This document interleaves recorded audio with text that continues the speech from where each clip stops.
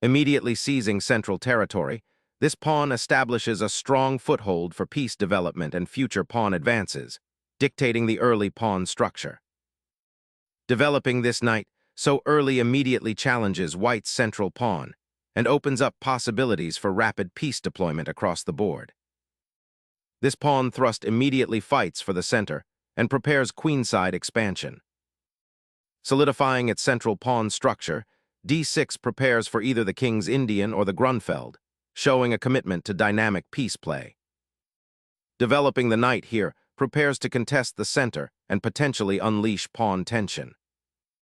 Unleashing the center with e5 seizes space and opens diagonals for your bishops immediately, creating an exciting, sharp game. Securing the central pawn and preparing further development, white reinforces control over the e4 square, a vital outpost. Securing a crucial outpost for the knight while preparing a fluid defense of the kingside. Preparing for castling, white subtly solidifies central control and prepares the bishop for a long diagonal sortie, potentially pressuring black's queenside. Preparing to fianchetto, the bishop strengthens the kingside pawn chain and aims for long-term diagonal control. Developing the bishop to an active diagonal fianchetto cements control over key central squares and prepares for a potential queenside expansion. Developing the bishop to its longest diagonal prepares for a kingside fianchetto, a common theme in this setup. Securing the monarch is paramount, freeing up pieces for central engagement and preparing for the pawn storm. Secure king's safety, now both monarchs are tucked away. The strategic battle for central control is about to intensify. Asserting central control now, white bravely opens the e-file for potential future pressure. Solidifying the pawn center, this move prepares to challenge white's central control and potentially open lines later. Solidifying queenside space, preparing for potential queenside expansion and reinforcing the d4 pawn.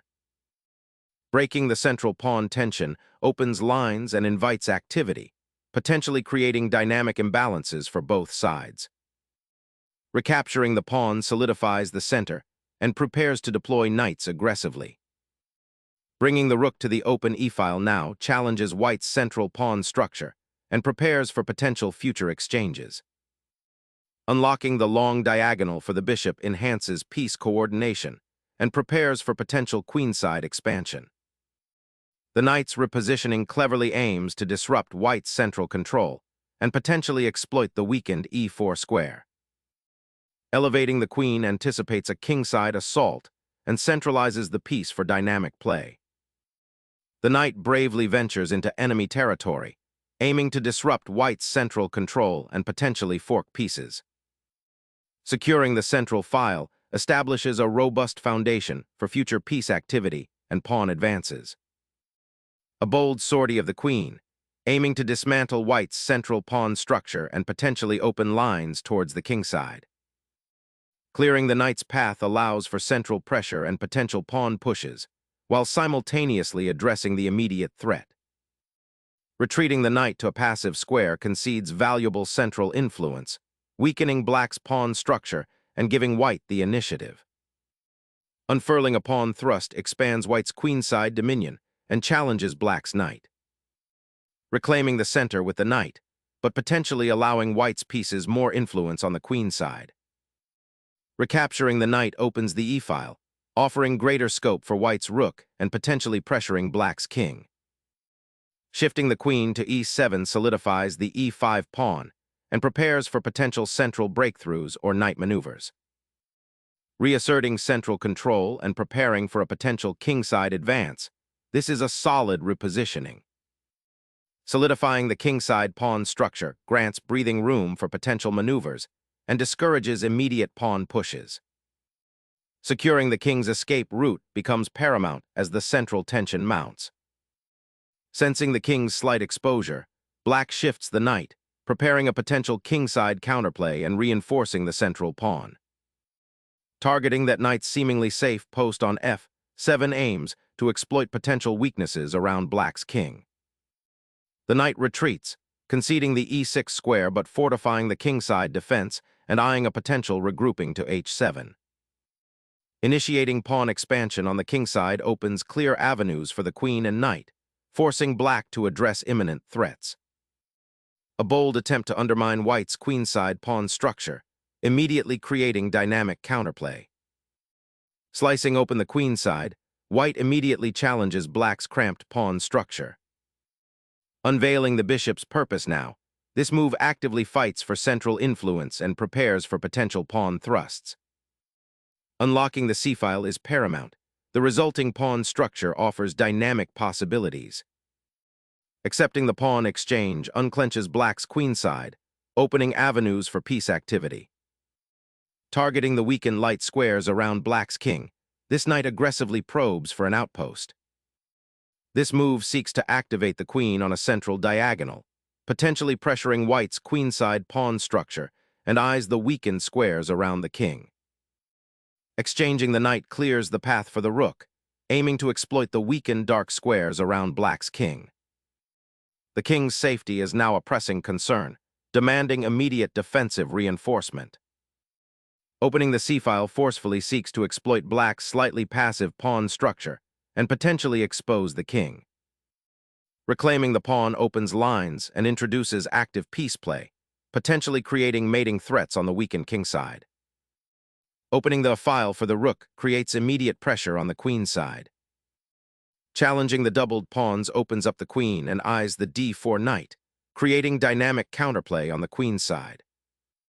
Striking at the weak pawns, this move reclaims central influence and aims to exploit black's compromised pawn structure. Repositioning the bishop to c4 activates a powerful diagonal, aiming to disrupt white's queenside structure and potentially win material. Repositioning the queen to exploit the exposed black king and threaten the weak pawns on the queen side. Reactivating the queenside rook suddenly pressures white's isolated pawn and opens fresh tactical avenues along the open b-file. Unlocking the file with the bishop forces a positional concession, potentially liberating black's rooks. Reclaiming the open d-file with the rook aims to disrupt white's central dominance. Unleashing the central pawn offers attacking chances, though it invites a potential counter-invasion on the d-file. Unveiling the open d-file, this recapture challenges white's central dominance and prepares for potential endgame advantages. Reclaiming the open file is paramount, enabling centralization and preparation for further pawn advances.